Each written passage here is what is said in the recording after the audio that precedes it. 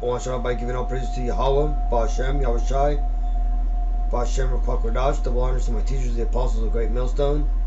Peace and mercy to the elect who are the house of David, coming back in the reincarnation.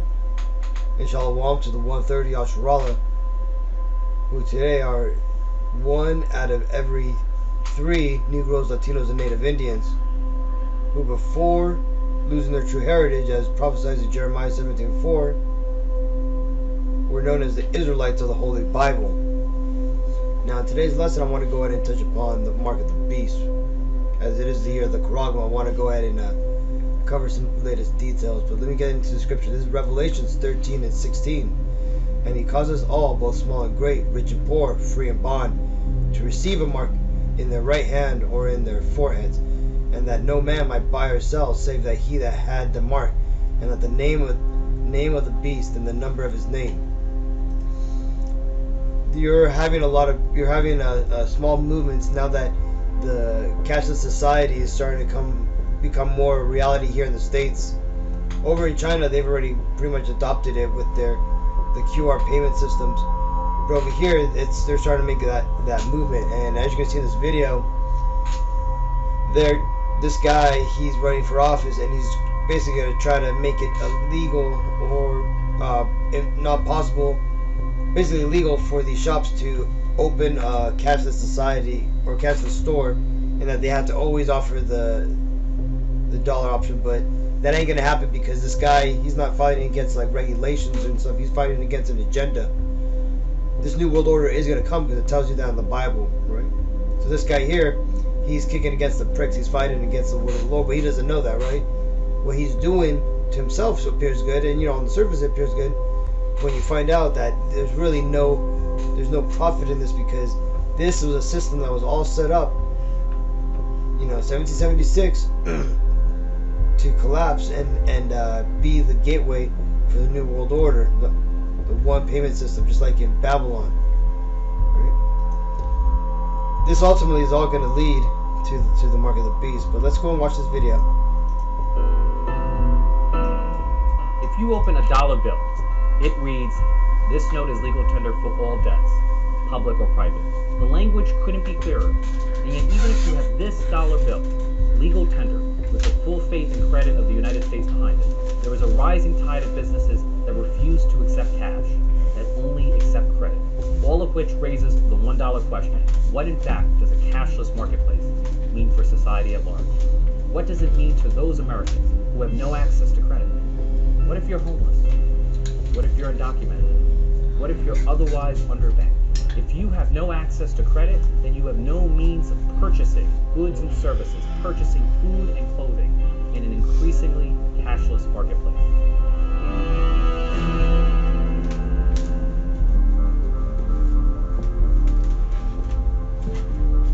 Now, defenders of cashless businesses love to promote the myth that everyone has credit. But those who claim that credit is universally within reach are living in a bubble of privilege, far removed from the reality of widespread poverty. 25% of New Yorkers are underbanked. So even if a cashless business model appears to be neutral on paper, it has a real-world exclusionary effect. Making credit a requirement for consumption is a little like making identification a requirement for voting. The effect is the same: the disempowerment of America's most vulnerable communities.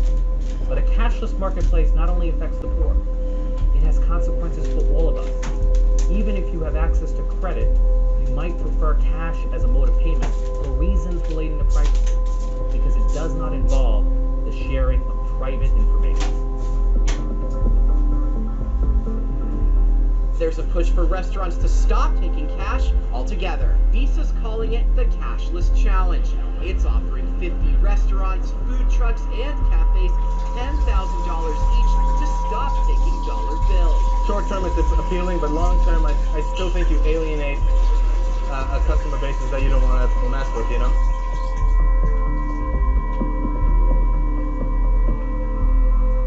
To confront the creeping cashlessness of the New York City marketplace, I am introducing legislation that would require every retail and food establishment in the city to accept cash payments. In New York City, it will become unlawful for a business to discriminate based on mode of payment. If you have the money to buy food, clothing, and shelter, then under my bill, you will have the legal right to do so.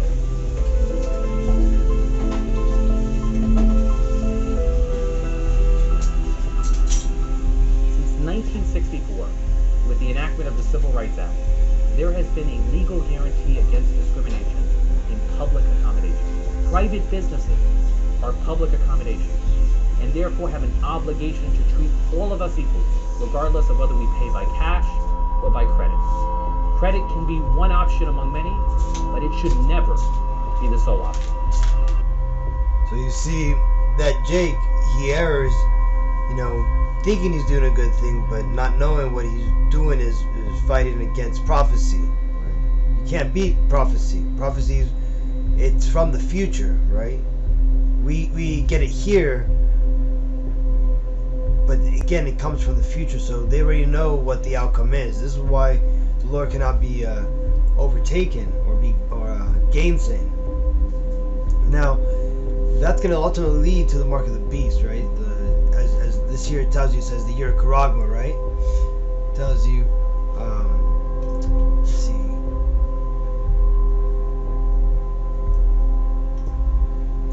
Salaki, it's back here. So it's Charagma. Strong's G 5480. Charagma. Charagma, right? A stamp, an imprinted mark of the mark stamped on the forehead or the right hand as the badge of the followers of the Antichrist. Mark branded upon horses. Right? Things carved, sculpted, graven works. So ultimately, it goes back to staking, piercing your flesh for your master, right? This goes back to right here. It tells you in Exodus 12 and 21 and 6 says, "Then his master shall bring him unto the judges, and he shall also bring him to the door and onto the doorpost, and his master shall bore his ear through with an awl, and he shall serve him forever." Right? And also later on, it also goes back in Deuteronomy. It says, "And thou shalt take an awl, and thrust it through his ear onto the door, and he shall be thy servant forever, and also unto thy maidservants thou shalt be likewise."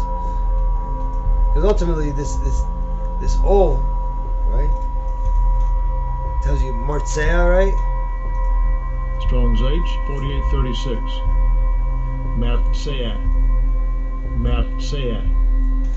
Right? That's ultimately the thing that you stake. That's the RFID chip, right? That's the stake that you're gonna put in your body. That's gonna ultimately mark you as a slave to this new Egyptian system, right? Just like the brother brought out that pharaohs used to brand their slaves.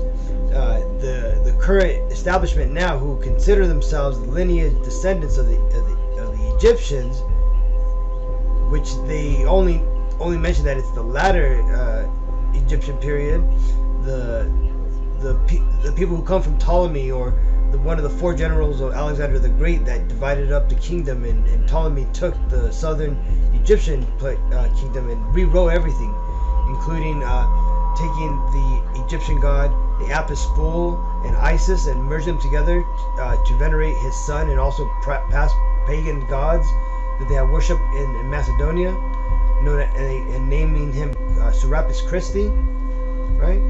These people here are now have taken that mark, and this, these people here, they're done for, right? This is what awaits these people. It says, "And the third angel followed them, saying with a loud voice, If any man worship the beast and his image, and receive his mark in his forehead or in his hand." See, it doesn't tell you right or left hand there, it just says in his hand. "And the same shall drink of the wine of the wrath of God, which is poured out without mixture into the cup of his indignation.